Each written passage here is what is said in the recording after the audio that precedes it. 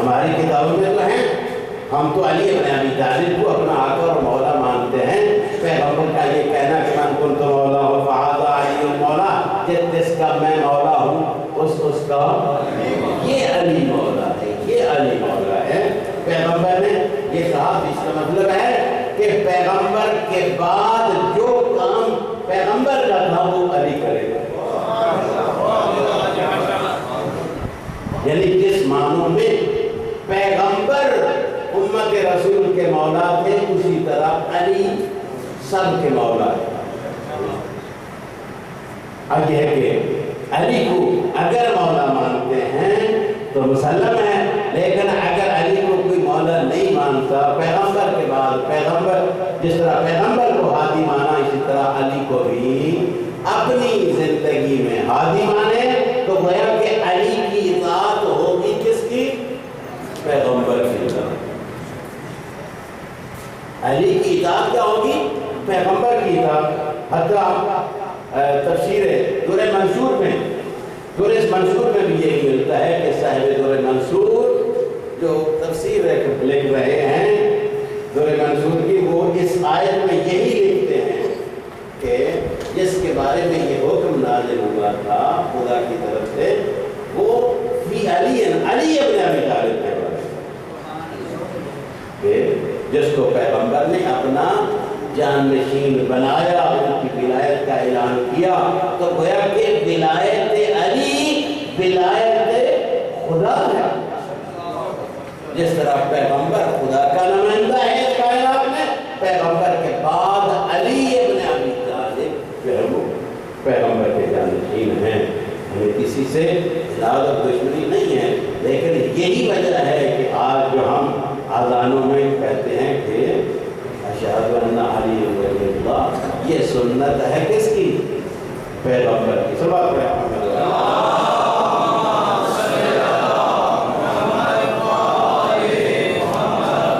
اور اگر علی ابن ابی طالب کو پیغمبر نے جانشین بنایا ہے تو ظاہر ہے کہ پیغمبر کے بعد جب علی جانشین ہے، علی جس کو جانشین بناتے جائیں اس کی اطاعت بھی ایسے ہے جیسے پیغمبر کی۔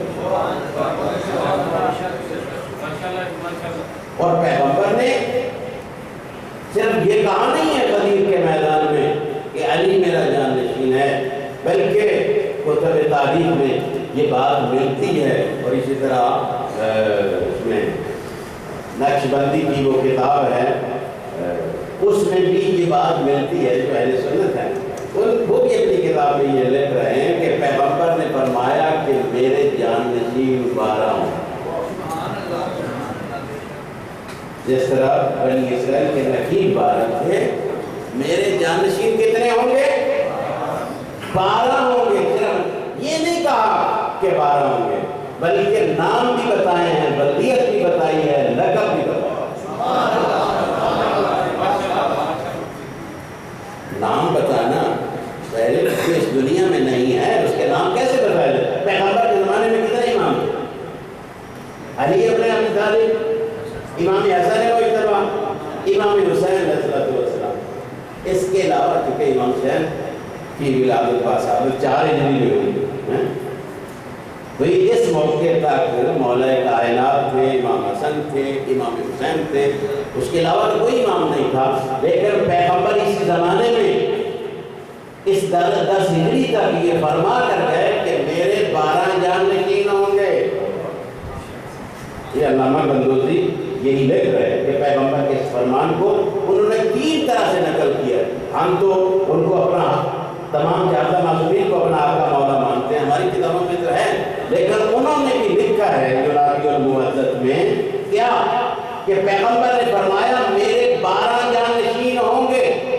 3 طرح سے حدیث کو نقل کیا، ایک میں نام لکھے ہیں، دوسری حدیث میں بلدیت لکھی ہے، تیسری حدیث میں لقب لکھے ہیں۔ نام، بلدیت، لقب۔ ظاہر نام بتانا چلو آسان ہے، بلدیت بھی بتا دی، ظاہر یہ بلدیت اور نام بتانا عام بندے کے بس کی بات نہیں ہے۔ جو ذات پیغمبر کو اپنا نمائندہ بنا کے بھیج رہی ہے اس ذات نے بتایا۔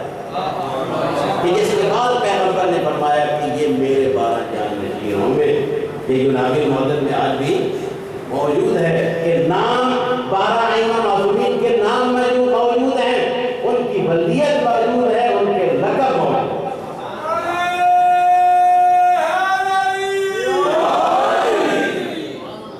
لقب بتانا آسان نہیں ہے، کیوں؟ اس لیے کہ لقب اس وقت ملتا ہے جب کوئی علم کے جوہر سے دیکھیں ائمہ معصومین اس دنیا میں نہیں آئے تھے، لیکن پیغمبر بتا کے گئے، لقب سب کی بتا کے گئے، تو ظاہر کہ خدا کی ذات بتا دی۔ ہمارے پاکستان کے مشہور شاعر، خدا ان کو کروٹ جنت نصیب فرمائے، جنہوں نے اہل بیت اطہار کے شان میں بھی جو ہے اشعار لکھے، کون؟ علامہ اقبال۔ علامہ اقبال جنہوں نے پاکستان کا تصور پیش کیا تھا، خدا اس وطن عزیز کو باقی رکھتے اور دن بدن بروز ترقی فرماتا ہے۔ تو یہ ہے کہ علامہ اقبال کا ایک لقب ہے، کیا؟ شاعر ہے، سنا ہے نا؟ کیا لقب ہے؟ شاعر مشرق۔ اس شاعر مشرق کا جو علامہ اقبال کو یہ لقب دیا تھا، یہ پیدا ہونے سے پہلے دیا گیا تھا۔ جب سیالکوٹ میں پیدا ہوئے نا علامہ اقبال، جب سیالکوٹ میں پیدا ہوئے تو پیدا ہونے کے بعد اگر کسی نے مبارکباد دی ہوگی ان کے والدین کو، تو کیا کہا ہوگا؟ بچے کے پیدا ہونے کی اگانے کا، بچے کے اگر نام رکھا ہوگا تو کہا ہوگا اقبال کے پیدا ہونے کی اگانے، لیکن کسی نے یہ نہیں کہا ہوگا کہ آپ کو شاعر مشرق کے پیدا ہونے کی اگانے۔ شاعر مشرق کا لقب علامہ اقبال کو کب ملا؟ جب شاعری کے جوہر دکھائے، واقعی عظیم شاعر تھے، خدا بند عالم نے ان کو عظیم فکر سے سرفراز کیا تھا۔ حتیٰ وہ زبان جو ان کی زبان نہیں تھی، یہ پنجابی تھے، لیکن فارسی میں شاعری انہوں نے کی ہے کہ فارس کے رہنے والے بھی وہ چھپائے شاعری نہیں کرتے۔ حتیٰ اس زمانے میں یعنی جو 100 سال یا 80-90 سال پہلے اپنے زمانے میں ایران کے متعلق بھی شعر کہہ کے گئے۔ ایک ان کا شعر کا یہ حصہ ہے، تہران ہو اگر عالم مشرق کا جنیبہ، شاید کہ قرۂ عرض کی تقدیر بدل گئی۔ کیوں؟ اس خطے پر نظر رکھتے تھے اللہ۔ یہ خطہ اتنا زرخیز ہے کہ اگر نظام اسلامی ان کے ہاتھ میں آ جائے تو ظاہر اسلام فروغ حاصل کر سکتا ہے۔ اور آج بھی یہ ہے کہ پوری دنیا شرق و غرب ایران کے خلاف کام کر رہی ہے، حالانکہ ایران جو ہے وہ کسی کے خلاف کام نہیں کر رہا، یعنی چاہے انہی کے ملک میں اہل سنت اور تشیع ایک جگہ پڑھ رہے ہیں، ایک مدرسے میں پڑھ رہے ہیں، خدا شاہد ایک مدرسے میں اہل تشیع پڑھ رہے ہیں، اہل سنت بھی پڑھ رہے ہیں، اور جہاں کہیں مسلمانوں پر ظلم ہوتا ہے وہاں ایران آواز اٹھاتا ہے۔ کیا خیال ہے؟ فلسطین جو ہے وہ شیعہ ہیں، تمام کے تمام اہل سنت ہیں، لیکن جتنی مدد ان کی ایران کر رہا ہے، کوئی اسلامی اور عرب ملک کی اتنی ان کی حمایت نہیں کر رہا۔ آج جو فلسطین باقی ہے، آج فلسطین کے باقی رہنے کی وجہ صرف یہی ہے کہ جمہوری اسلامی ایران ہے جو ان کی مدد کر رہا ہے، لیکن اتفاقاً میڈیا اور پوری دنیا مل کر جو ہے وہ ایران کے خلاف کام کر رہی ہے۔ کیوں کر رہی ہے؟ کیونکہ ایران امریکہ کا مخالف ہے، اور امام خمینی رضوان اللہ تعالیٰ علیہ نے فرمایا تھا کہ اگر دنیا میں کوئی سب سے بڑا شیطان ہے تو وہ امریکہ ہے۔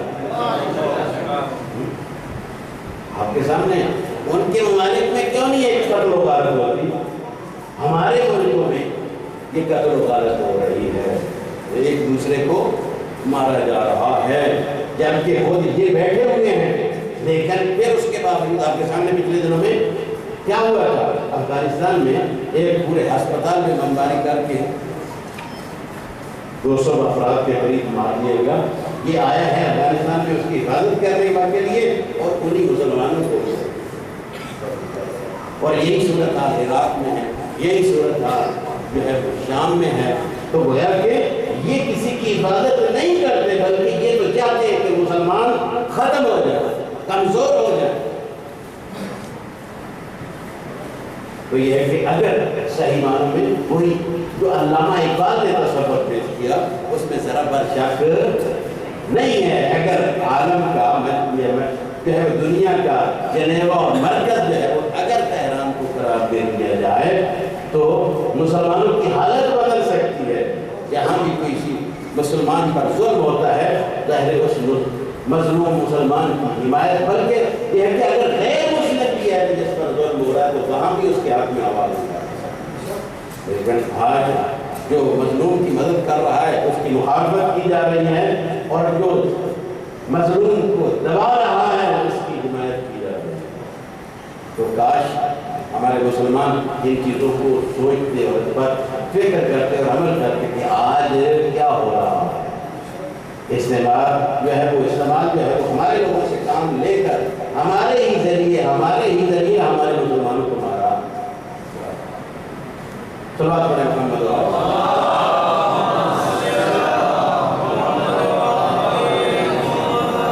تو بہرحال ہم جہاں تک سمجھے ہیں ظاہر ایک بات اس کے اندر ایسی ہونی چاہیے کہ جس کی وجہ سے انسان پیغمبر کے فرمان کے مطابق جس کی وجہ سے وہ بہشت میں جا سکتا ہے، ظاہر اگر اس بات میں فرق نہ ہو تو ظاہر علی کو ماننا ہے اور علی کے 11 جانشینوں کو ماننا ہے۔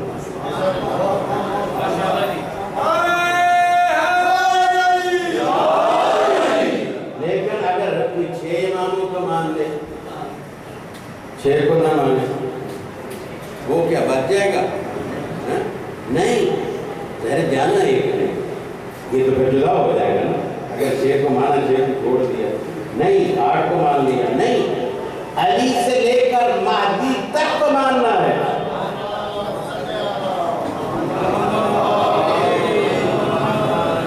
اور جنت میں اس وقت تک کوئی نہیں جا سکتا جب تک ظاہر ان کو مان کر بھی جنت میں نہیں جا سکتا۔ علی سے لے کر مہدی تک کو مان کر بھی بہشت میں نہیں جا سکتا۔ کب جائے گا؟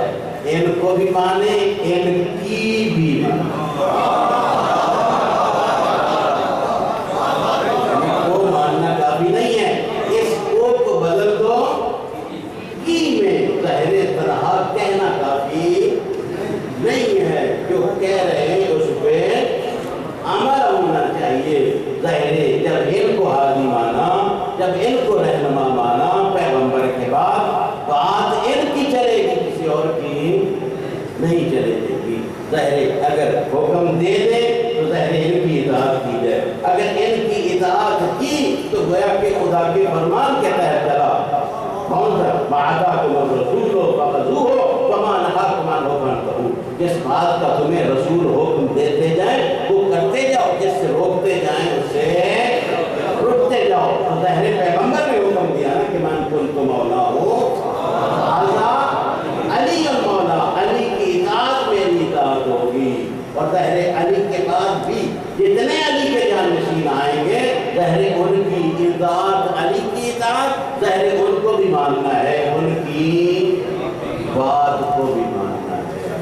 لیکن اگر کچھ باتیں مانی جائیں، کچھ کے بارے میں کہیں کہ سوچیں گے نہیں، جب ان کو ہادی مانا ہے تو ہماری کوئی بات نہیں، بات وہی چلے گی جو یہ فرمائیں گے۔ امام ہے پردہ غیبت میں، امام پردہ غیبت میں ہے، آخری امام حجت خدا پردہ غیبت میں ہے۔ کیا مطلب غیبت میں؟ یہ نہیں ہے، ہیں لیکن نظر نہیں ہے۔ جنت بھی تو غائب ہے نا، عمل کر رہے ہیں۔ کسی نے جنت کو دیکھا ہے؟ اگر دیکھا ہوتا تو واپس نہ آتا۔ جو جنت میں چلا جاتا ہے وہ واپس نہیں آتا۔ جب جنت پہ پیٹ پہ یقین ہے تو پیغمبر کے اس فرمان پر بھی عمل کرو کہ وسطی جو غائب ہے یعنی ہے لیکن نظر یعنی یہ غیبت کیا ہے؟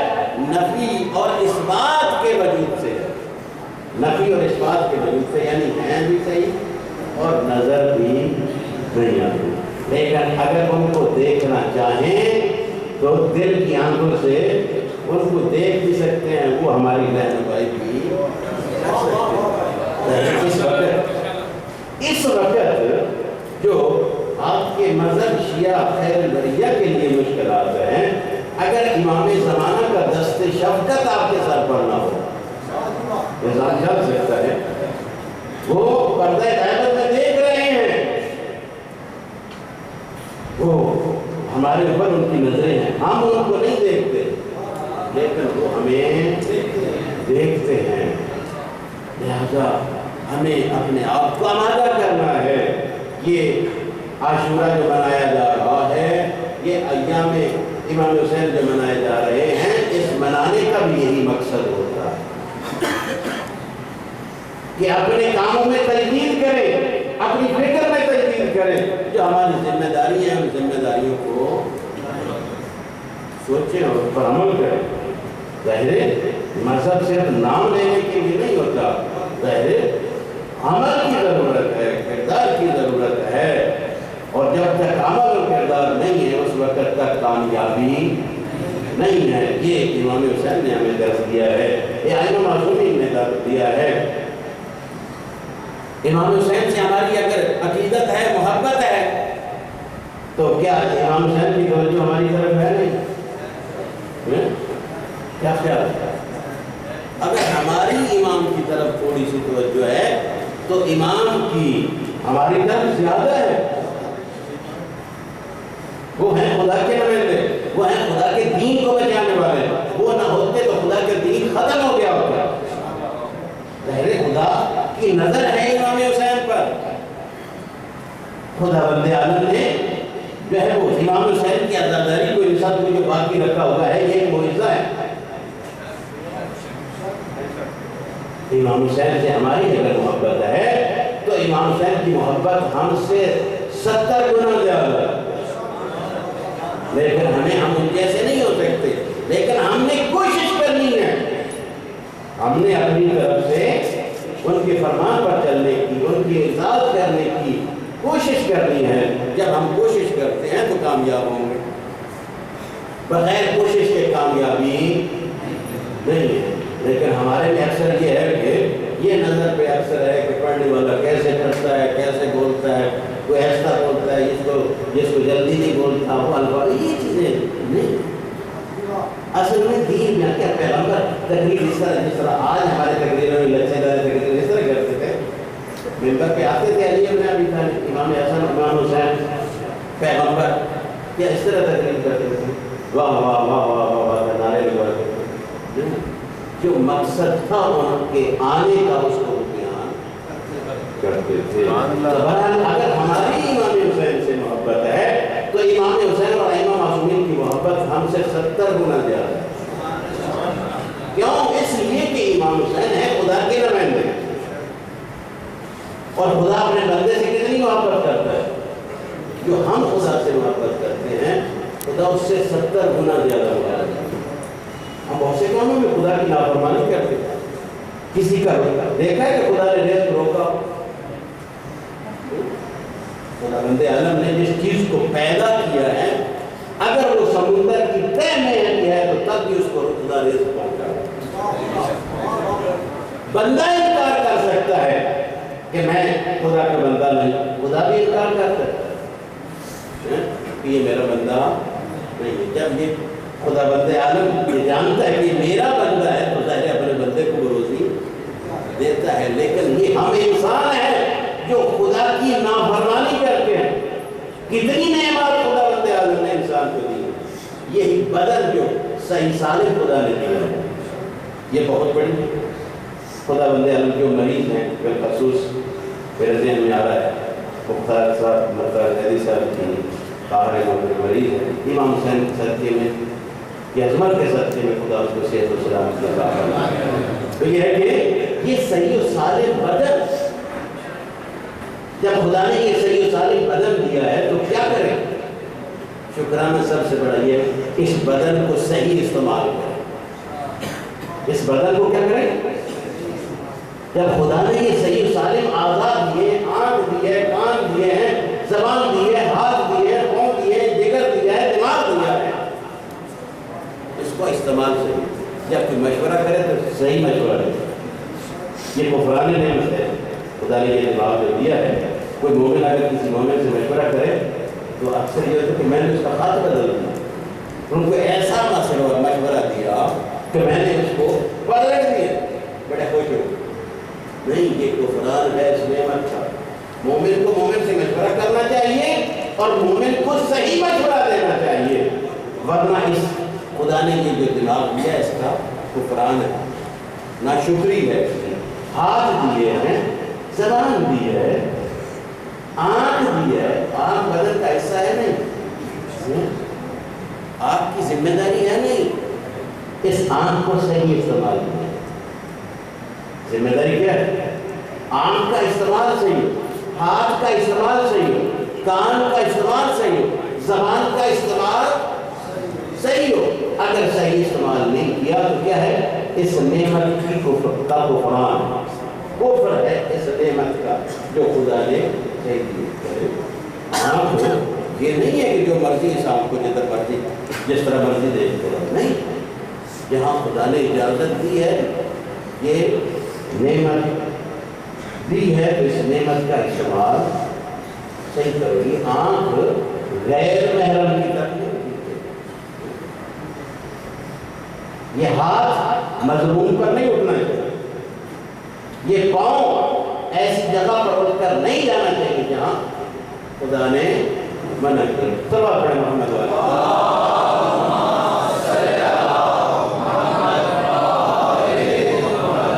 تو گویا کہ خدا اپنے بندے سے 70 گنا، بلکہ امام حمید رضوان اللہ تعالیٰ علیہ فرمایا کرتے تھے یہ من باب مثال ہے، خدا 100 گنا زیادہ جو ہم خدا سے محبت کرتے ہیں، اپنی آل اولاد سے محبت کرتے ہیں، خدا اس سے 100 گنا زیادہ ہم سے محبت کرتا ہے. جب خدا 100 گنا محبت کرتا ہے تو مسلم ہے ائمہ معصومین بھی تو اسی خدا کے نمائندے ہیں. ہم اگر امام سے محبت تھوڑی کرتے ہیں تو امام جانتے ہیں کہ یہ معصوم نہیں، ورنہ اس دنیا میں اس وقت جو حالت ہے زندہ رہنا باقی رہنا مشکل ہو. ظاہر خدا اپنے بندے سے جیسے محبت کرتا ہے امام بھی محبت کرتے ہیں. اس کی مثال آپ کی خدمت ہے کہ ہماری محبت ہے تو امام کی میری محبت. یہ ہے مسلم ہے. مومن اور منافق جب اس دنیا سے جائے گا تو ظاہر علی ابن ابی طالب ائمہ معصومین تشریف لائیں گے، وہ اس کو دیکھتے ہیں. لیکن اگر عمل اور کردار اچھا ہے پھر وہ کوئی اور طریقہ. شیخ عباس قومی اس میں مفاتیح الجنان میں بھی ہے، اس میں منتهى الاعمال میں یہ بات ملتی ہے کہ امام حسین کی زیارت کے ثواب میں لکھتے ہیں. کون؟ شیخ عباس قومی. ان کی کتاب معروف کتاب ہے مفاتیح الجنان کو آج کل ہر کسی کی جاری ہے. امام حسین کے زیارت کے ثواب میں تحریر فرماتے ہیں کہ دو دوست آپس میں، جو عالم دین ہیں، جو دو دوست آپس میں یہ طے کرتے ہیں کہ جو ہم میں سے پہلے مرے گا پرجا کو نہیں مرے، کہ ہم میں سے جو پہلے مرے گا وہ مرنے کے حالات بتائے گا. خواب میں آپ یہ وعدہ کیا، ایک کی ڈیتھ ہوئی، جب فوت ہوتا ہے تو دوسرا دوست انتظار میں ہے کہ یہ آئے اور مرنے کے بعد جہیز پر کیا گزری یہ بتائے. عرصہ گزر گیا، انتظار میں ہے، آ جاتے ہیں لے کر. عرصہ گزر گیا، ایک دن خواب میں آئے. خواب میں آ کر جب ملے تو بجائے کہ یہ اپنے حال بتائیں، دوسرے دوست نے کہا کہ آپ نے وعدہ کب کیا تھا اور اب آئے ہو، وعدہ کب کیا تھا اور اب آئے ہو. اس نے کہا کہ آزاد ہوتا تو آتا، تو آتا. پوچھا دوسرے دوست نے بھی کیا مطلب آزاد ہوتا تو آتا؟ کہا کہ گناہوں کی قید میں بند تھا، آزاد ہوتا تو آتا.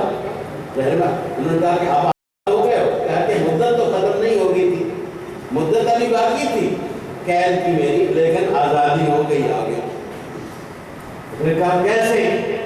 اس نے کہا کہ جس قبرستان میں میں دفن، جس قبرستان میں میں دفن تھا، اسی قبرستان میں کل ایک عورت کو دفن کیا.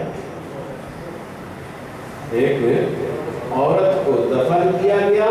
دفن کرنے والے دفن کرنے کے بعد چلے جاتے ہیں. میں نے کیا دیکھا کہ اس قبر کی طرف کچھ روشنیاں آ رہی ہیں، قبر کی طرف روشنیاں آ رہی ہیں. وہ تمام روشنیوں کا رخ جو ہے اس قبر کی طرف، وہ تمام اس قبر پر پہنچتے ہیں. ان کے درمیان ایک بزرگ ہستی تھی. وہ جب آئے تو وہ بزرگ ہستی جو درمیان میں تھی، اس نے کہا کہ تجھے اس وقت تک چین نہیں آتا تھا جب تک تو میری زیارت نہیں کر لیتا. تجھے اس وقت تک چین نہیں آتا تھا جب تو میری زیارت نہیں کر لیتی تھی. آج میں تیری زیارت. یہ معمولی مرتبہ پڑھا ہے. امام حسین زیارت کے لیے، اور پھر یہ بھی کہہ رہے کہ میں تمہیں زیارت کرانے کے لیے. فرق ہے ایک یہ کہنا کہ میں زیارت کرانے کے لیے آیا ہوں، اور یہ کہنا کہ میں زیارت کرنے کے لیے آیا ہوں. ہماری زیارت پڑھنے میں کرنے میں اور امام کی زیارت کرنے میں زمین و آسمان کا فرق ہے. اگر ہم امام کی زیارت کرتے ہیں یا امام کی زیارت پڑھتے ہیں تو یہ زمین و آسمان کا فرق ہے. لیکن امام کیا فرما رہے ہیں؟ آپ کو اس وقت تک چین نہیں آتا تھا جب تک میری زیارت نہیں کر دیتی تھی. آج میں تیری زیارت کرنے کو آیا. اور اس کے بعد یہ البتہ نام میں کہہ رہا ہوں، اس نے نام اس وقت تک ابھی نہیں بتایا. یہ کہ اس کے بعد اس ہستی آنے والی نے کہا کہ اس قبر کے اطراف میں 40 گز کے فاصلے پر جتنی بھی قبریں ہیں ان سے عذاب ہوگا، ان سے عذاب کو اٹھا لیا جائے. یہ عذاب اٹھتا ہے اور میں تجھے خواب بتانے کے لیے، یعنی مدت ختم نہیں ہوئی تھی لیکن میں آزاد ہوا، مدت باقی تھی. اب یہ ہے جب اس کو بتایا، صبح بیدار ہوئے تو قبرستان میں پہنچے اس مقام پر جہاں انہوں نے بتایا تھا. پوچھنا شروع کیا کہ کل کسی کو دفن کیا گیا. پتہ چلا کہ ہاں فلاں عورت کو فلاں لوہار کی جو بیوی تھی اس کو اس مقام پہ دفن کیا. اس کے گھر میں پہنچے، گھر میں پہنچ کر اس سے سوال کیا کہ کل آپ کی بیوی فوت ہوئی ہے، آپ نے ان کو دفن کیا؟ آپ نے کہا کہ ہاں میری زوجہ کل فوت ہوئی، ہم نے اس کو فلاں قبرستان میں فلاں جگہ دفن کیا ہے. جب یہ کہا تو اس کے بعد اس نے پوچھا کہ تو کس لیے پوچھا ہے، کس لیے پوچھا ہے؟ تو انہوں نے کہا کہ اپنا پورا یہ واقعہ سنایا کہ کل ایسا ہوا ہے. تو شخص نے کہا کہ میں سمجھ گیا کہ یہ کون ہستی تھی جو میری زوجہ کو ملنے کے لیے، یہ سوائے امام حسین کے اور کوئی ذات نہیں ہے. کیونکہ میری زوجہ کا یہ وسیلہ تھا کہ ہر روز زیارت امام حسین جب یہ زیارت پڑتی ہے تو امام حسین علیہ السلام اس کی زیارت کو دفن کی شب آتے ہیں، اور اطراف نہ صرف زیارت کے لیے آتے ہیں بلکہ 40 گز کے فاصلے پر جتنے بھی اطراف میں دفن تھے ان سب سے عذاب کو اٹھا لیا جاتا ہے. تو گویا کہ امام حسین علیہ السلام کی یہ عظمت ہے. خدا بند عالم نے امام حسین کو یہ مرتبہ اور مقام عطا فرمایا ہے. یہ آپ کی قربانی کا نتیجہ ہے. آپ نے جو دین کی بقا کی خاطر، مذہب کے بقا کی خاطر، اسلام کے بقا کی خاطر جو امام حسین نے قربانی دی، یہ اس کا نتیجہ ہے. بہرحال وقت کے دامن میں زیادہ گنجائش نہیں ہے، کافی ٹائم ہو چکا ہے، چند جملے کچھ گھر مسائل پڑھ کے بعد ختم کرتا ہوں۔ بہرحال کل بھی میں نے حضرت سکینہ سلام اللہ علیہ اور پرسوں بھی جو تھے حضرت سکینہ سلام اللہ علیہ کے مسائل پڑھے تھے۔ یہ حسین کی وہ لاڈلی